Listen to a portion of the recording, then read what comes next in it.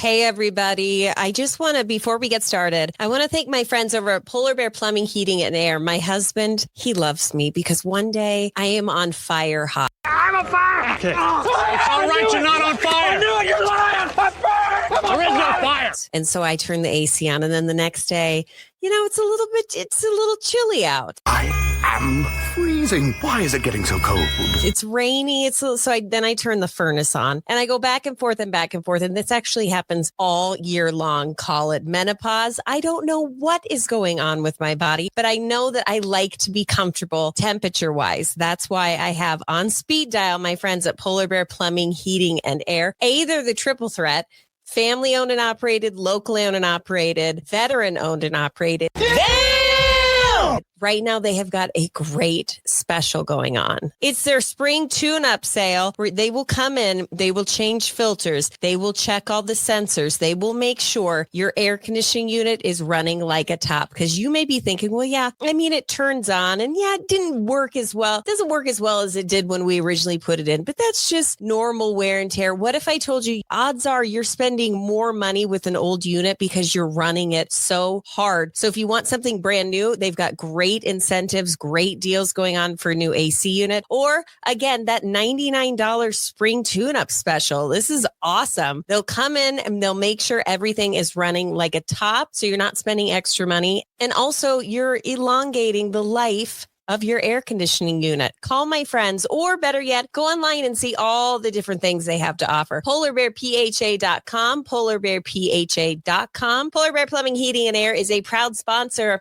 of the Sadie and Friends podcast. I'm going to say the thing you're not supposed to say. Let's talk about marriage. They have like a 2-second rebound rate and you're back doing the next pain in the ass thing. Parenting. Oh my gosh. They have sucked the pretty right out of me. They treat me like it, and I do their laundry. Lucky me. Sex. I'm caught between two evils. I generally like to take the one I never tried. Scary stuff like ghosts. I know it's totally out of left field, but just go with me on this. Boo, you whore. Love. I give you what you need. That's all. I'm talking about taking care of each other the best you can. What's wrong with taking care of a woman? She takes care of you. Friendships. Lincoln, our necklace says best friends forever. Sure you want it to say forever? I don't think you guys will be best friends forever, no offense. But sometimes you grow apart, and maybe she'll find a new best friend. They end up doing everything together.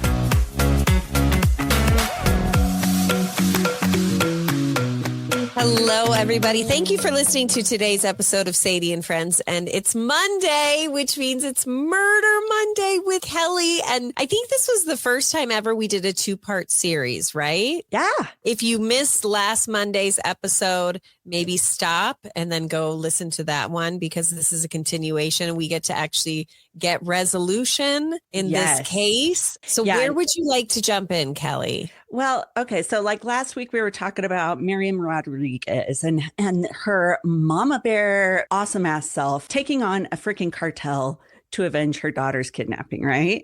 Oh, I love this woman. So last where we left off, we were talking about Miriam's son named Luis, who had just spotted this elusive man named Sama that his mom had been searching for, who was part of the Zetas cartel. Yeah. So, Luis runs his own business and he sees this guy that his mom's been searching for in his business and calls his mom, and his mom's like, holy shit, stay there. Don't let him leave. And she calls the federales for help because she was in cahoots now with the federales against the Zetas cartel. So at this point, Luis had just called his mom and says, he's here. He's in my sights. Miriam quickly gets in touch with the federales and he's like, be there in 10. Just hang out. They send a few deputies to the shop. And this whole time, Luis is on the phone with Miriam. And he's like, oh my gosh, they're here. Points out the guy they know is Sama. So the officers approach Sama. And Luis can't hear the discussion because there's like a festival in the street. It's too loud. And he's like, I don't know what's happening. He's trying to relate all this to his mom. But within a couple minutes, Sama and the cops walk off. So Luis is like, are the police just tipping off Sama and getting him out of there before the feds show up? That's what's so scary in Mexico. it seems like the cops are in such pockets over there. Not all, of course, you don't want to for sure. generally, but I'm just saying that's what your fear is like you find these people who are meant to help you. Yeah. And then they're just like hanging out with the bad guys, taking a little bit of money and just turning the other way. How, as a mother, do you expect to get your daughter back? Absolutely. I think this woman must have been very intimidating because she is able to get them to do things they will not do for anyone. So luckily, Miriam just gets a call from the federale saying, okay, we need you to come meet us at the Attorney General's office because we have arrested Sama. So Miriam goes, she's been involved so much with the police. They pretty much let her in on everything, even the questionings of these individuals, which is amazing. It wouldn't happen here. That is insanely cool. It's so cool. So she's led to a room where there's that two-way glass that you see on cop shows, right? Right. And Sama is led to that questioning side of the glass and is being questioned. Now, questioning down there, and Miriam's on the other side, so she can watch this whole thing, right? Questioning down there is a little different than ours up here. A little bit more hands-on, you could say. Like if you get in trouble in Mexico, you might get your ass kicked. Oh, yeah. They don't play games with their questioning, even if they aren't really sure if you're innocent. So they're going to take on what they can. It's basically torture. And the Mexican police call these torture-filled sessions therapy. Oh, wink, wink. Yeah. Some people who have gone to therapy, though, for deep stuff might also call it torture as well. Yeah. So. And will need to go to therapy once they're done. So after a while in this session, Sama says, okay, yes, Karen was kidnapped, the daughter, but I had nothing to do with it. I wasn't a part of it. I knew about it, but I wasn't there. So Sama says Karen was taken because she was rumored to have been working with their enemy cartel, the Gulf cartel. And that's why she'd been nabbed. Miriam is listening to all this. And she's like, there is no way I could see my daughter being a part of that. She just basically didn't have time. She's working the family business, but you never know what your kids are doing, I guess. Yeah. She had never seen any evidence. And I think for the most part, it's pretty obvious if you're involved with these things from the way she's explaining it. But Sama says he only heard about Karen's situation. And yes, she had been killed. And yes, it would have been brutal. Yeah. No. Yeah. And so she's hearing all this. Yeah. So much work and pain and blood and sweat and tears have gone into this mother trying to find her kid. And now we're hearing this. That makes me want to cry for her. Yeah. And she is devastated. But during that session, Sama goes on to give names of others involved. And Miriam and her book of names, she was prepared with her book of names. She had them right there. And she's got nothing to lose now. No, she's all in. She is all in. So one of the names of the men was already dead. And she found that in her book. She was like, yep, that one's dead. But another was in prison for something else. But then Sama provides a new name that isn't anywhere in her massive book of names. His name is Cristiano. And Sama describes this man in detail. So Miriam recognizes the description of this man. And realizes he was the man that sat with Sama across the table from her at the restaurant when they were trying to get more money from her. So she's like, I know what this guy looks like. Now I know how to find him. So he also tells the whole group that Cristiano sells drugs on a street corner and he gives them that location. Like, I guess that's his corner, Okay. So the next day, Cristiano is scooped up by officers and arrested. Turns out Cristiano is only 17. Oh, what? Babies, they start young. Yeah. And he's just starting to dip his toes into this gang life thing. But Mexican police, they're like, yeah, well, you're 17. We don't give a shit. You're going to get the same treatment therapy sessions as Sama. Therapy. Yeah. Therapy. That means that's rough. Mm-hmm. You don't want to be in their therapy. So again, Miriam is there watching this interrogation. And at one point, it's heartbreaking for her because Cristiano cries out for his mother during the torture. Oh. I know. And Miriam's there. She's a mom. You're conflicted because this person killed your kid probably or had a hand in it. But then I feel for the other mom. Then you're like, he's just a baby. So she feels so bad. She just bulldozes her way into the interrogation room. She gives this boy a sandwich Because he's hungry. I know, sweet Miriam. And after that, he just spills all the beans. Like, it's like a mother figure to him. And he's like, oh, I got to tell you everything. So it was almost better that she walked in there. So he tells him that the head honcho of all of the Zetas considers Sama his right-hand man, and that Sama was for sure there that night Karen was killed. So he's just lying about that. The Zetas had gone through Karen's phone after they had taken her. And among the photos were men with guns riding in her truck. So this is why they're like, oh, for sure. It's got to be that she's part of this other gang. But Cristiano's like, well, we didn't know who these guys are. We just assumed they're from the Gulf Cartel. And that's why she was killed. So he tells them, oh, this was bad. But he can show them exactly where Karen is buried. Yeah. So off they go. Miriam's in the car with Cristiano and the patrolman. They all get inside this car. They're going along. And as they get closer to where Cristiano says they're going, Miriam recognizes the spot. It's that basuero, the dump that they had been to with the Marines. She had found her scarf at the scene. So she felt like she'd been there, but wasn't sure if she'd buried there. So the crew walks to this dirt patch that Cristiano shows him. And he's like, she's under that. And for Miriam, it's like heart wrenching. Not only has she gotten this confirmation that Karen's dead, but she's actually like freaking standing on her grave, treated like dirt. The cops call in a forensics team and they dig up the area. All they find is bone fragments. But she's definitely dead. There's not they be, think. Oh, there's I still, thought maybe you were going to bust it out and be like, but she was alive. Oh, that'd be nice. Well, and that's what Miriam's still hoping at this point. Because right now, I mean, it's not a full body. It's just bone fragments. They must have, they had all these burn barrels and things. Roughened her up. Yeah. Mm-hmm. So unfortunately, Mexican forensics aren't much better than the local police system. Apparently they have all this great technology they can use, but they're a mess with collecting samples correctly and managing them and working with DNA. So a lot of people get away with crime. Yeah. Yeah. I just think it's not a priority, really. I don't know. I shouldn't say that. I'm not really sure. But months go by without any word from the forensics crews. However, we know Miriam. She is persistent. She's not going to be like, oh, it's okay. Take your time. So she puts constant pressure on the federales and gets them to send the bone fragments they had collected to Washington, D.C. to see if they match Karen's DNA.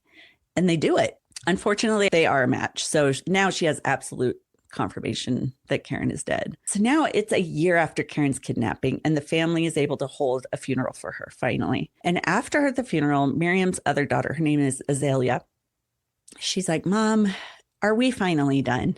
With this investigation? Karen, we know that Karen's gone. We've caught some guys. Can we be done? Miriam opens up her daughter's casket, pulls out the plastic bag of bone fragments, and tells Azalea, this is what they left me of my daughter. I am not going to stop. She is hardcore, for God's sake, she's hardcore. But it sounds like the other children are suffering too. Yeah. Because they don't have the attention of their mom. But how can you blame the mom for wanting like super revenge? Totally. It's just all such a mess. It's hard. Fortunately, the parent or the kids are all grown, but you still always need your mom. So Miriam still has this book of names she's been gathering. So many names now. So one name on that list becomes this great focus for her. Hey, everybody. Sadie here, breaking in really quick. Just telling you about my friends at Garage Door Service and Sales. I love them.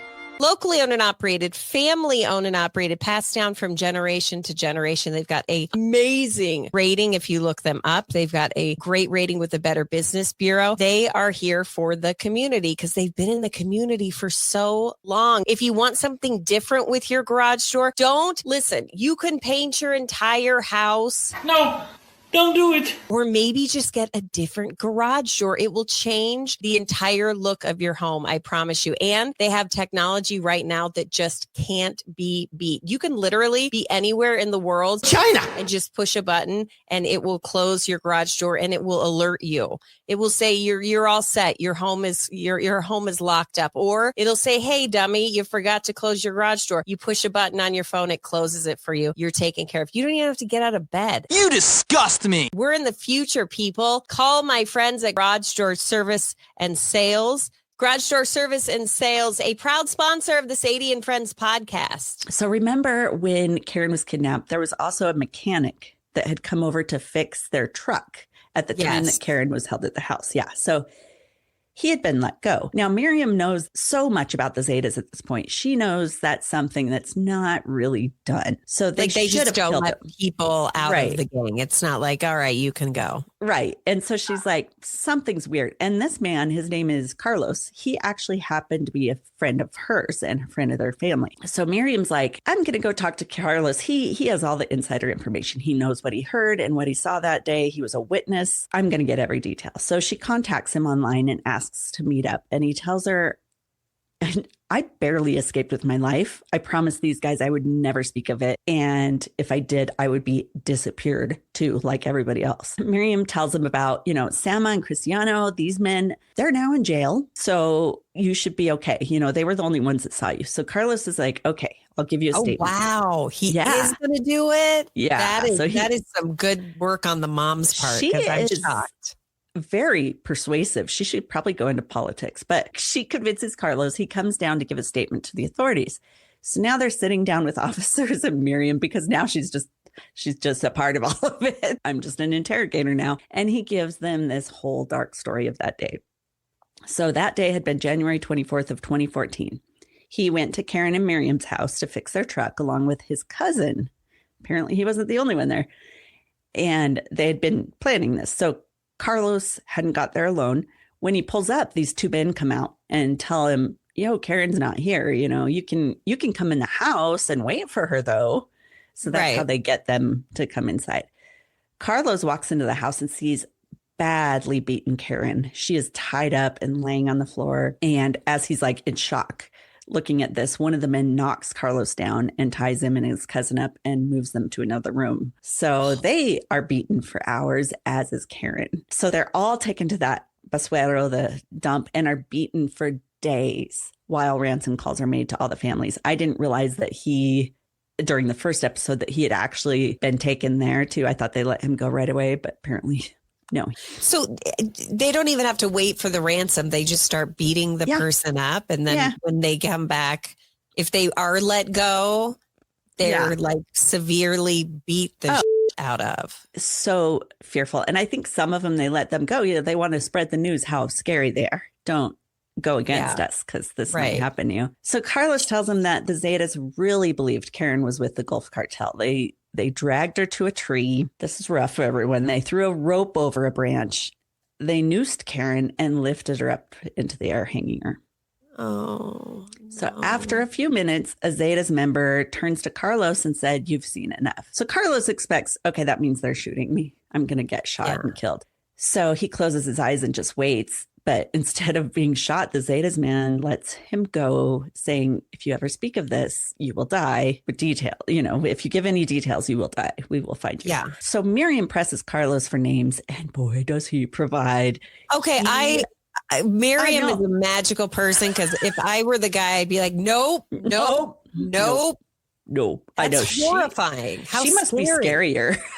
He must really be more frightening. Like, you want mama? So he tells them about one gang member named Comandante Cherokee, and another name was Ulysses, and then a couple of female Zetas. So in all, they together collected 10 more names. So off Miriam goes. She's on a new mission. It's the fall of 2016, and she's sitting at a pew at a church in Mexico. This priest is giving a sermon, and he's got this assistant by his side. A few minutes into the service, the police come bursting into the church and put the priest's assistant in handcuffs. Priest is like, what? This guy, what are you doing? He's a born-again Christian. Why are you taking him? He's bettering himself. And he asks Miriam, like, what is happening? And he's like, how could you have no mercy for this man being arrested? So she looks at him with her must be very scary looks and asks the priest in return, and where was his mercy when they killed my daughter? So priest was... My God, have they made a movie about Miriam? Yeah, they have. And I need to look up the name about it. It's all in Spanish, I believe. I mean, just a woman who's living her life. She's not, she's just trying to raise her family. And then her daughter gets taken. This is like that Liam Neeson where he's like, but if you don't, I will look for you. I will find you and I will kill you. Totally. She for real does it. And how does she get away with it for so long? I mean, it's a miracle. This is a miraculous story. is amazing. Okay, yeah. So the movie is called La Civil. Civil. It's like Civil. Okay. So, and I believe it is all in Spanish. So we'll have to look for it, but I want to watch it. Okay, so this priest doesn't realize that this born again Christian man that is being detained had been the guy who had strung up Karen in the tree. So, I mean, Miriam is going directly for every person involved. And then the guy was at a church working. Uh-huh. Oh. And she had found him by social media, much like she did Sama.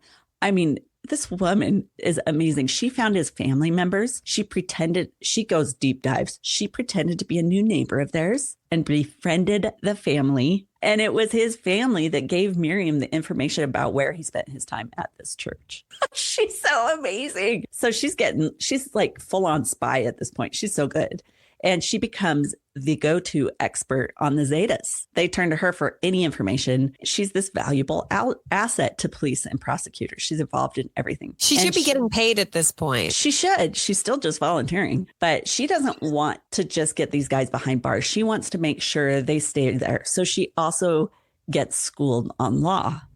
So she starts going to all these law classes, and she figures out through this schooling that you can put extra charges on these guys to up their ante for when they face arrest so that they'll stay in longer. Kind of like our armed robberies in states are much more punishable than unarmed with stronger punishments, you know? So she starts figuring out how to tack on more things to get these guys. She also sets up an advocacy group for families of kidnapping victims called the Collective The Disappeared of San Fernando. So when people form groups and speak out together, it's harder to be ignored. And she is helping all these other people. I mean, thousands of people getting kidnapped. So she quickly becomes this household name.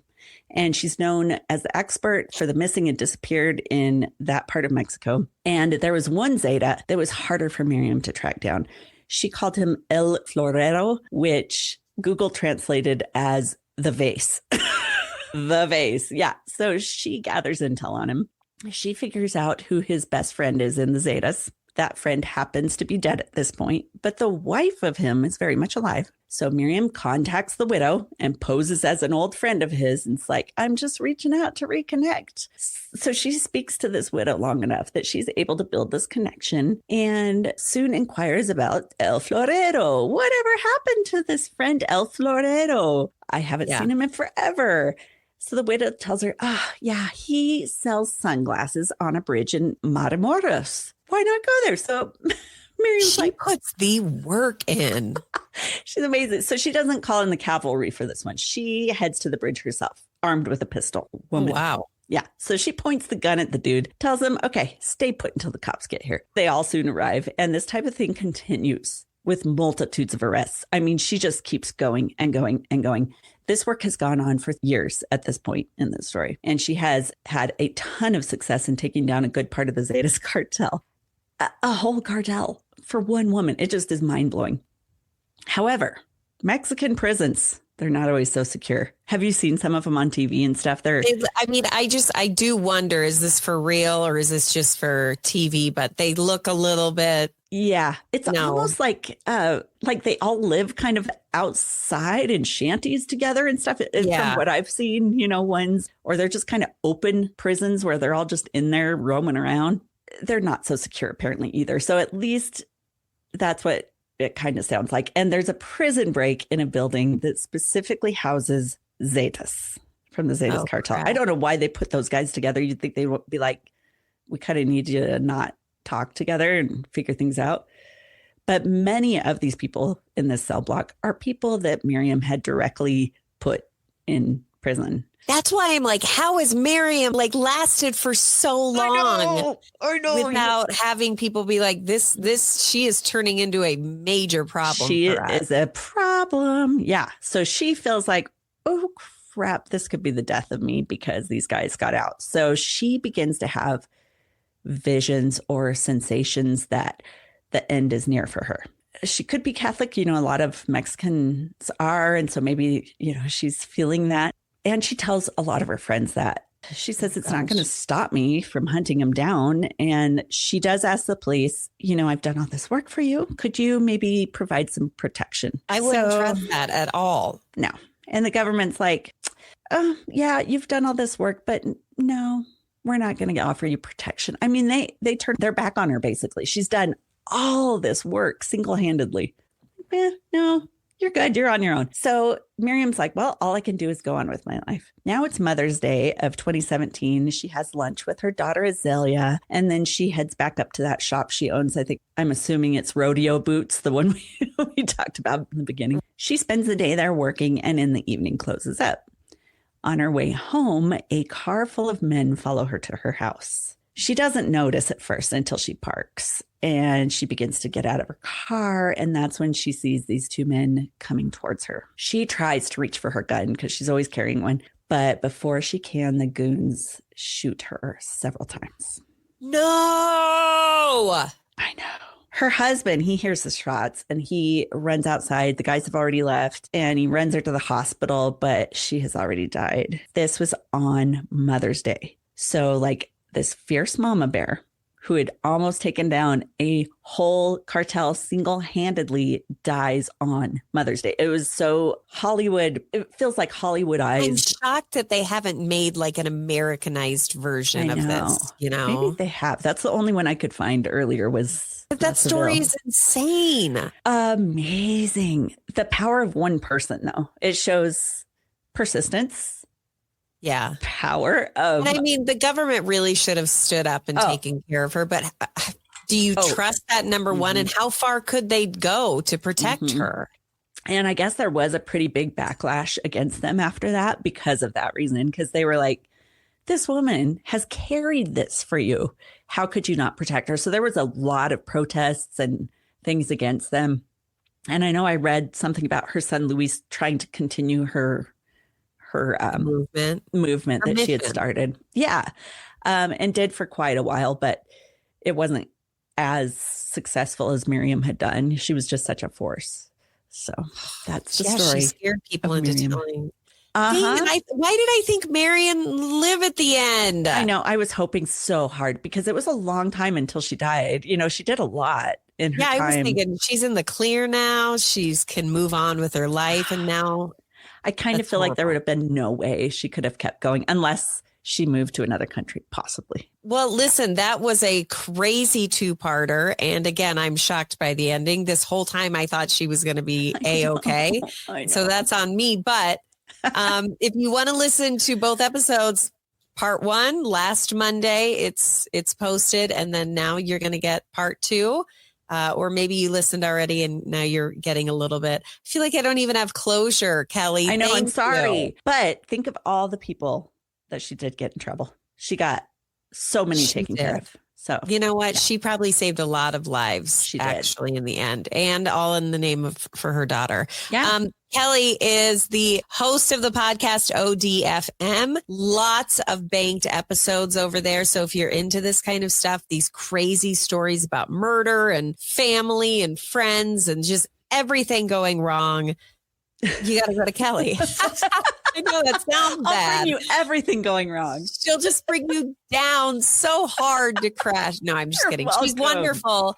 And we love Kelly. Kelly, we will see you next Monday for the newest edition of Murder Monday. All right, guys. Thank you so much for listening to today's episode. Going to give another shout out to an amazing sponsor. They've been with me for so long. It's Christiana Salon Spa. Go to ChristianaSalonSpa.com and make that appointment. Whether you want to go in and get a fresh new look, you got to get a fade. I think that's what the kids call it. You want to make sure that your hair looks good. The last time I went into Christiana, it's been too long, but I got my hair colored and it was like this Coca-Cola color. Oh, I loved it so much, but it's starting to kind of wear off. So I'm going to be making another appointment. But if you want a massage, you want a facial, you want to get your nails done, maybe you're planning a girls' day. This is the perfect place for a girls' day. It is bougie inside and out, but it is reasonably priced. And speaking of, mention the podcast, you're going to get 10% off your treatment. So why wouldn't you go check them out? They're in Johnstown, right by the Shields. Christiana Salon Spa, a proud sponsor of the Sadie and Friends podcast.